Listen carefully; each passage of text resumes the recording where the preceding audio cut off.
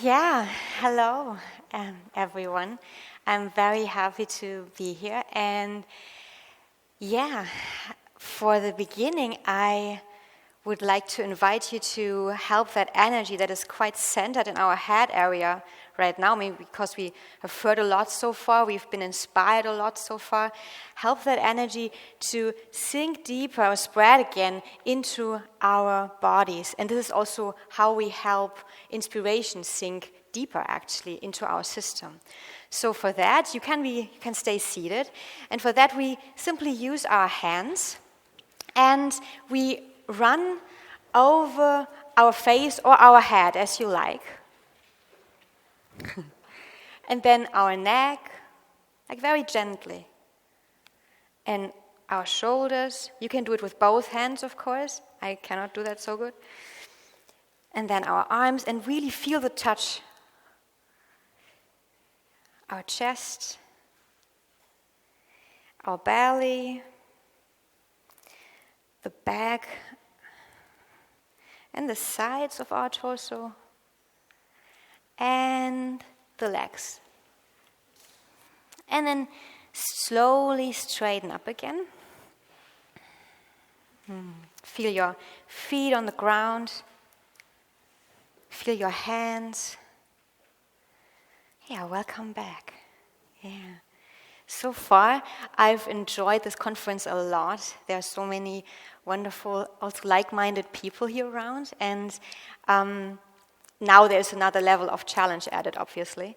But what I really liked is that my kind of idea when I came here was validated actually in the conversations I had so far. So that one shared mission brought us here, everyone who is here right now.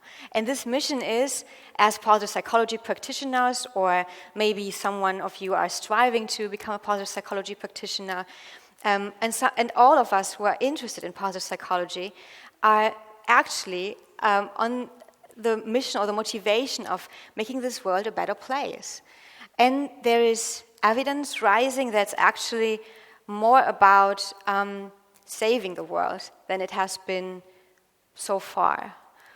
And I want to go with you to our shared positive psychology roots and see what unique contribution positive psychology has to offer. It is inherent in positive psychology. And we will then broaden the scope a little bit and see how this can help to tackle the challenges ahead in our society. And the thing is, this quest of basically sustaining life on Earth, I say it like that, this quest involves already like tapping into our strength and even actually tapping into our innate power to contribute helpfully, to be at our best, basically. It involves, of course, connectedness. It involves vulnerability, and in this way here, I use vulnerability as the capability of opening up to challenging and difficult emotions and situations. And this, we will see that later on, this directly leads to resilience, basically. And then we are at meaningful actions. This is the outcome. And we go through that during this 30 minutes we have together. So, moving into our strength. To begin with this, we have heard a lot about strength, a character strength, and I invite you now to a little exercise, and for that, please stand up. And take full space, like really legs and feet apart. Yeah, you can also do it over there. Perfect. Legs and feet apart. The upper belly is a bit stretched so that the chest can actually relax on our upper belly. And then the shoulders are soft and wide. And the rib cage is also soft and wide, and we can breathe. And then, if you like, you can close your eyes. Some of you already did that. And we call a moment of strength. We call a moment where you are in contact with your innate power, you at your best. And you may want to dive into that memory for some time and feel how your body felt back then.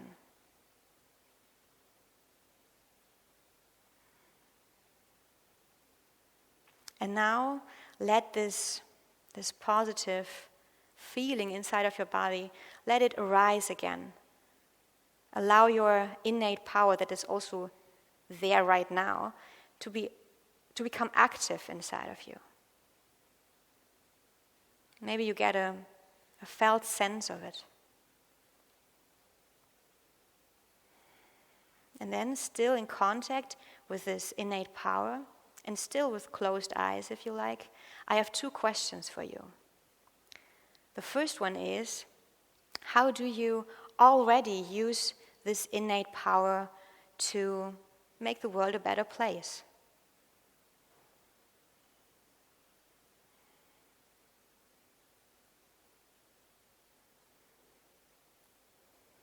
And the second one is, how can you use this innate power additionally to take care of the world?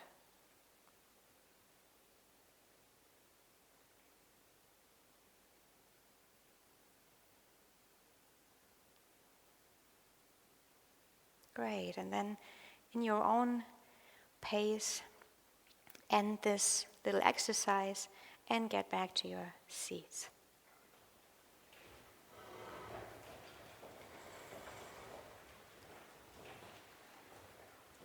So we've heard a lot about using our character strength during these 2 days, and this is what also we as positive psychology practitioners are doing all the time with our clients. We help them to actually spot their resources and their strength.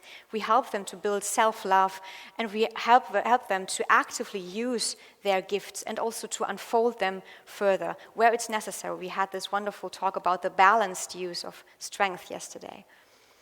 And with that, we basically, I believe that the first thing we as positive psychology practitioners are doing is we are enhancing and strengthening a positive sense of self in our clients. And we are connecting them back to their innate power, basically. This is what we are doing in the first place. We even do that with mindfulness exercises. I don't know if you know the research that the one key factor for the beneficial effects of mindfulness, statistically proven, is that those people actually train themselves to become more friendly towards themselves. This is what mindfulness is, or what mindfulness makes, or what makes mindfulness so effective, this way around. And our happiness needs that. We need to feel in our innate power, but this is also what the world desperately needs. It needs people who are in contact with their strength, in contact with their innate power to helpfully contribute. So on this basis, we move into connectedness, and we have also already heard this a lot, that this is the number one key factor for living a happy life and living a life where we are at our, on a really good and stable level of well-being, that we have close ties, or strong and close ties with our loved ones. And the thing that derives more from social science is that nowadays this factor seems to be lacking more and more. And I don't even mean the connectedness here with neighbors or something. This is what sometimes we notice quite fast in big cities. I'm also living in a big city. But it's about even the strong ties to closed ones. They sometimes, like with mobile devices and stuff like that, they are getting less close actually, and less positive, and less also stable or helpful and strengthening. And this is maybe one of the most important factors that drove us to where we are right now in our society. And I would like to invite you to broaden the scope of positive psychology a bit for this presentation and see what other levels of connectedness we can tap into. And for that, we are doing another exercise, and this is a meditation. So you may want to go into a position that is helpful for you to meditate. Maybe sit erect, both feet on the ground. And then close your eyes for a moment and let your body also soften a bit.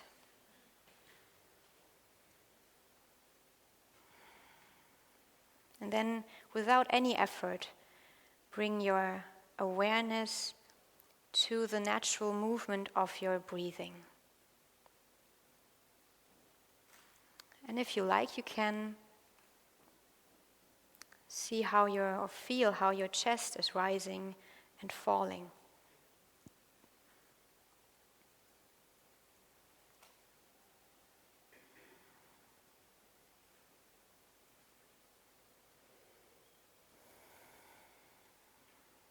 Your breathing just happens naturally. You don't have to do anything for it. And then become aware with every in-breath that what you are breathing in is what trees are breathing out.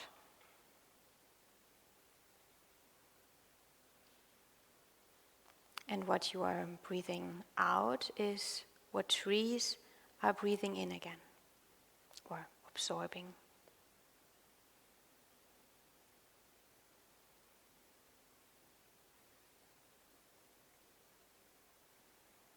And then expand your awareness to your whole body and feel the weight of your body. Feel how gravity grounds you. And become aware of that giant planet below your feet.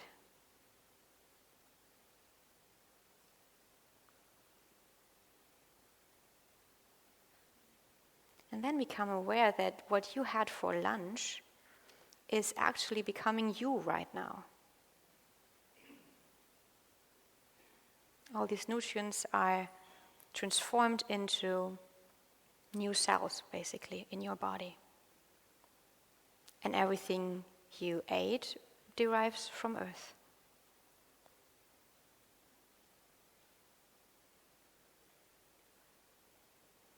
And then, with this stable basis inside your body,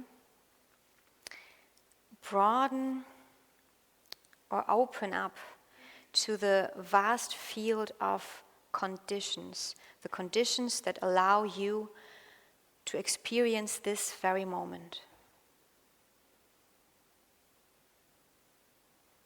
Your parents, the transit, the inspiring book you read as a teenager, trees, water sources, farmers. And lead your awareness, maybe from head-guided searching or remembering, back to your body and connect to your body again. How does that feel like to be in contact with all of these conditions? All these conditions that made you possible.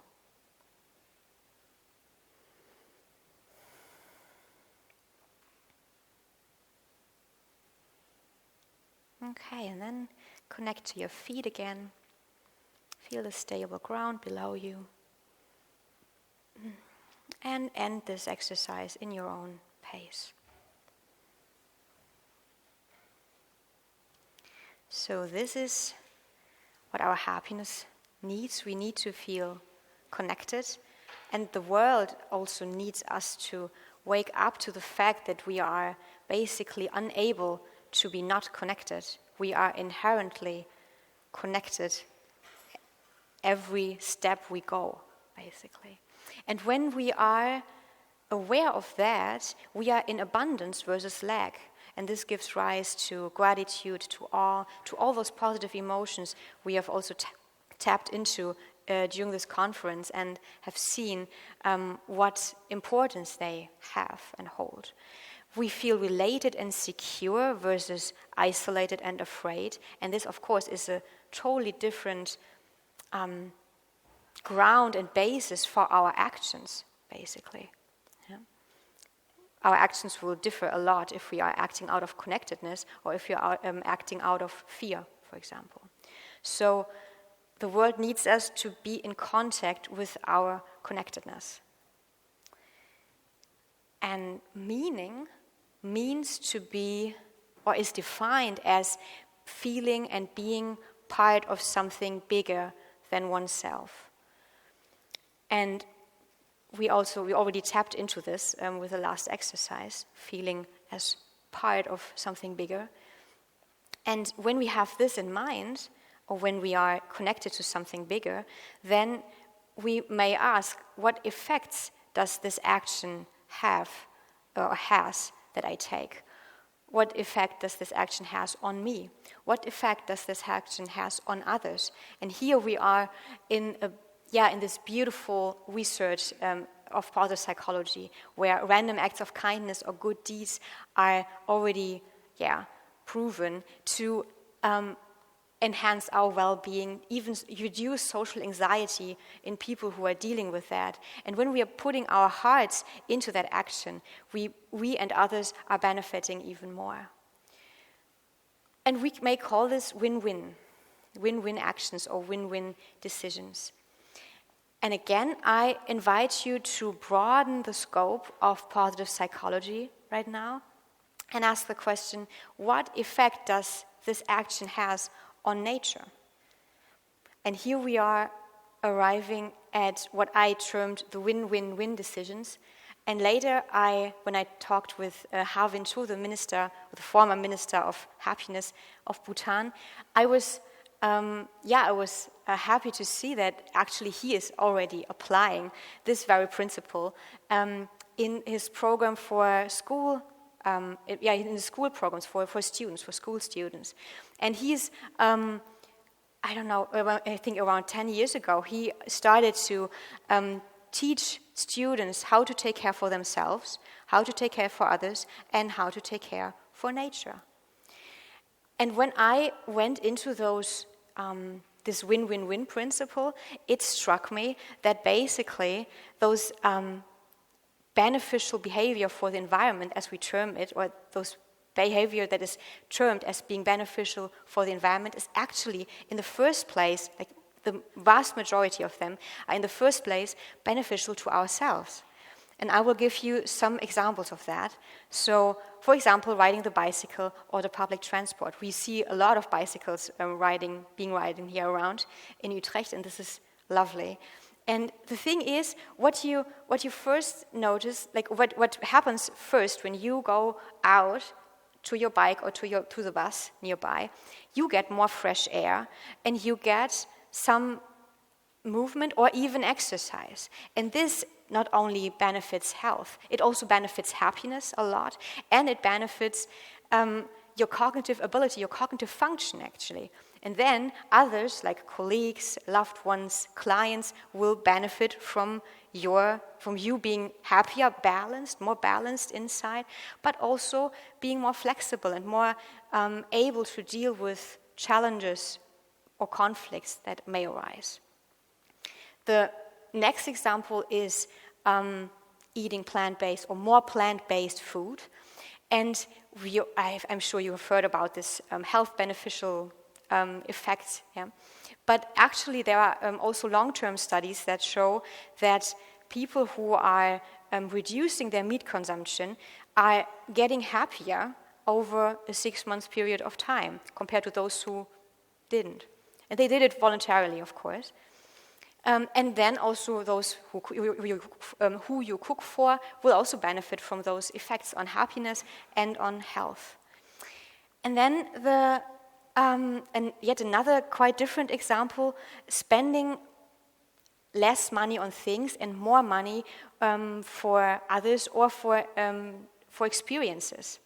This is what happy people already do, and this is also what research shows. When we are engaging in those behaviors, we also become more happy. And I could give you tons of more examples. But the very important thing here is that those decisions and actions we take are based in self-care. And there's another strong hint here that actually what our happiness really needs will save the world.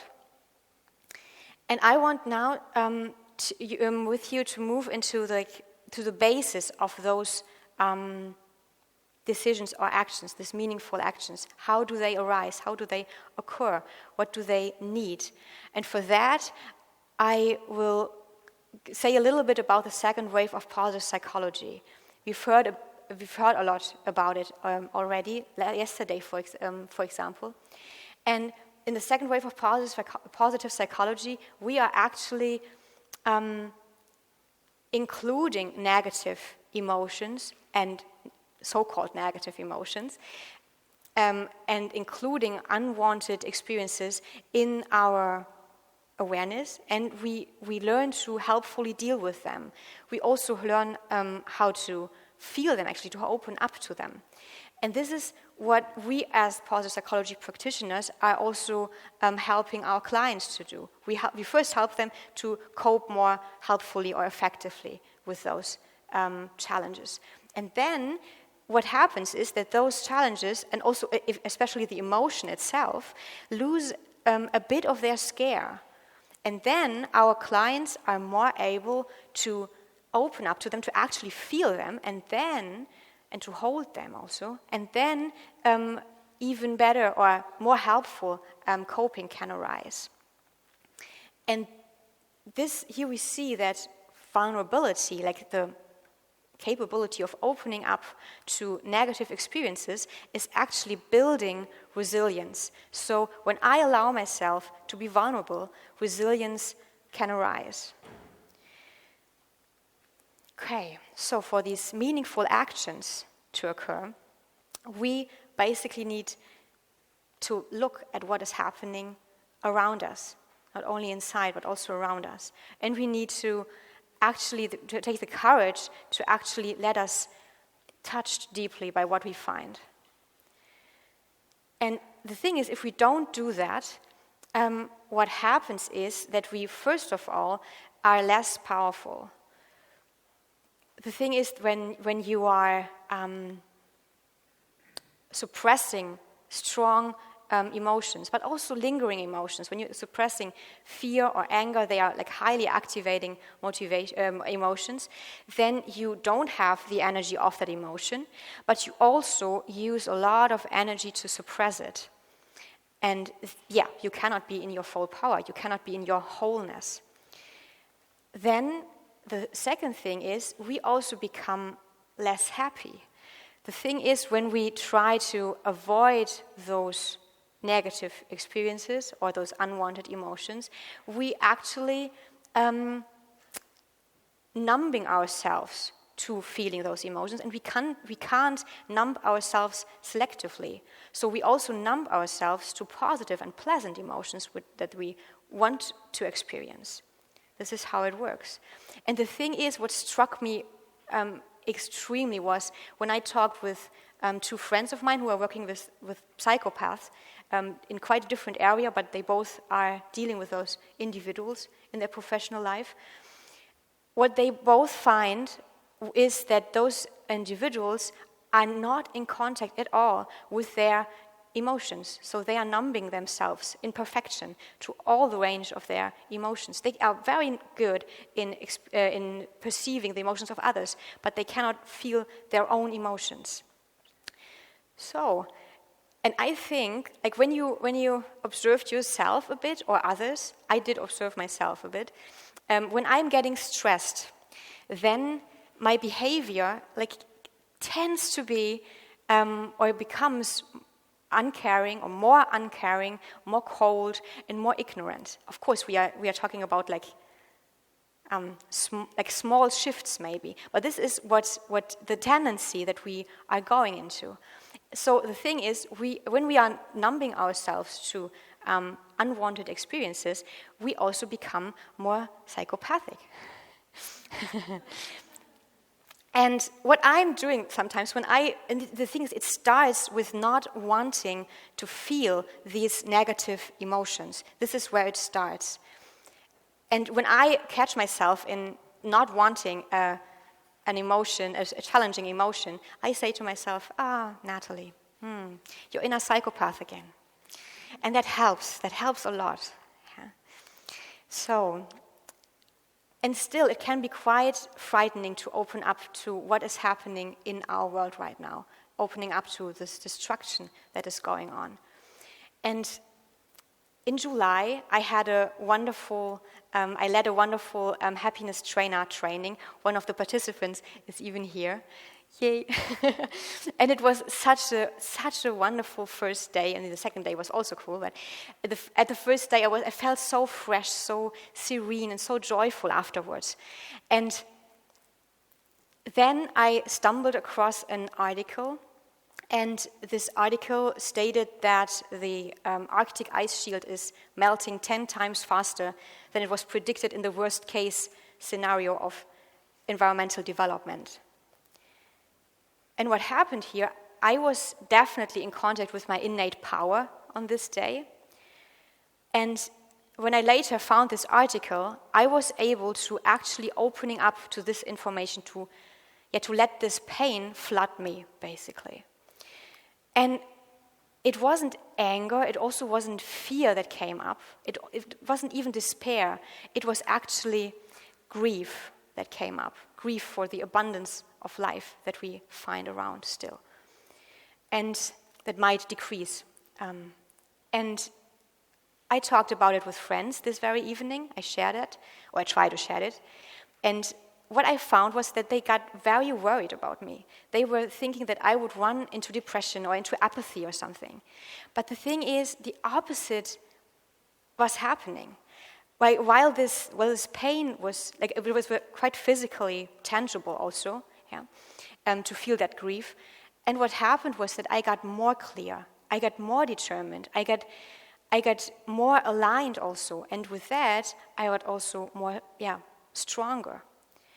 And this is what I want you to invite to, or what I want anyway. This is my invitation for you, to see that when we look at what is happening around us, we definitely have, there is vulnerability involved, but this is also how resilience takes place and how meaningful action actually is possible. So, to sum it up, we need our innate power. We need to be in contact with our innate power. This was also the basis for me to be able to experience this, this grief and this pain, to let it really in. We definitely need to be in contact with our connectedness, and this also gives a lot of strength. And on this basis, those two things, we can then move into vulnerability and see how resilience arises. And there we have meaningful actions. We as positive psychology practitioners, we know what happiness really needs. We also know how to get there, and we as positive psychology practitioners know that this will save the world. And if you are interested, if you can read German, and if you are interested in more of win-win-win decisions, then here after every chapter there is one win-win-win decision. And I'm thanking you a lot for your attention, and thank you.